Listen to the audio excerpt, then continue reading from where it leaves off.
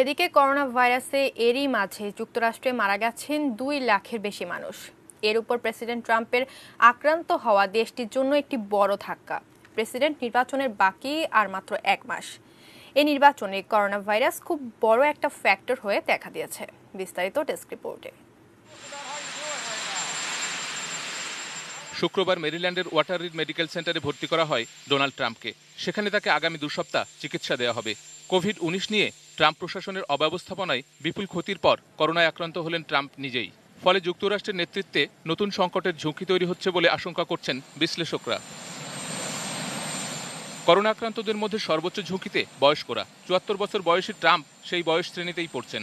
মেলানিয়ার বয়স 50 বছর। তবে হাসপাতালে যাবার আগে ট্রাম্প দাবি করেন তার অবস্থা ভালো। টুইটে স্ত্রী মেলানিয়াও জানিয়েছেন তাদের উপসর্গ খুবই মৃদু, ভালোই আছেন তারা।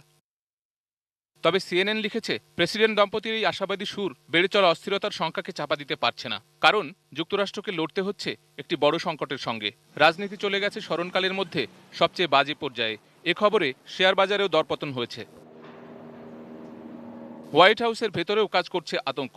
এরই মধ্যে আক্রান্ত হয়েছেন ট্রাম্পের প্রচার শিবিরের ম্যানেজার বিল স্টেপিয়েন। প্রেসিডেন্টের ঘনিষ্ঠ ও সিনিয়র কর্মকর্তাদের মধ্যে কারা কারা আক্রান্ত তাও বোঝার চেষ্টা চলছে। 3 নভেম্বর ভোট সামনে রেখে গত কয়েক সপ্তাহে দেশের বিভিন্ন এলাকায় নির্বাচনী সফর করে আসছিলেন ট্রাম্প। জনস্বাস্থ্য বিশেষজ্ঞদের সতর্কবার্তা উপেক্ষা করেই হাজারো মানুষের ভিড়ের মধ্যে দলীয় নির্বাচনী সমাবেশে যোগ দিচ্ছিলেন তিনি।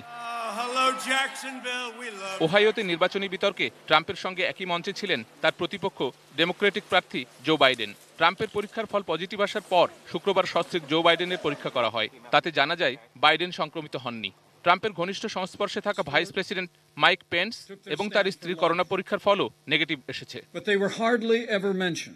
প্রেসিডেন্টের মেয়ে ইভাঙ্কা, জামাতা জারেড কুশনার এবং ট্রাম্প মেলানিয়ার 14 বছর বয়সী ছেলে ব্যারনের পরীক্ষাতেও সংক্রমণ ধরা পড়েনি। করোনা ধরা পড়ায় ট্রাম্পের বেশ কয়েকটি নির্ধারিত সফরসূচি বাতিল করা হয়েছে। আরও কয়েকটি কর্মসূচিতে পরিবর্তন আনা হয়েছে। হাসপাতালে আইসোলেশনে থাকায় আরও কিছুদিন ভোটের প্রচারে অংশ নিতে পারবেন না ট্রাম্প। 15 অক্টোবর ফ্লোরিডার মিয়ামিতে দ্বিতীয় টেলিভিশন বিতর্কের কি হবে তা নিয়েও সৃষ্টি হয়েছে অনিশ্চয়তা। ফলে মহামারী বিষয়ে সরকারের ব্যর্থতা থেকে ভোটারদের দৃষ্টি অন্যদিকে সরানোর সুযোগ ট্রাম্প খুব একটা পাবেন না বলেই ধারণা, যা তার ভোটেও প্রভাব ফেলবে বলে মনে করছেন বিশ্লেষকরা। শেখ সালাম, ডেস্ক রিপোর্ট, এটিএন নিউজ।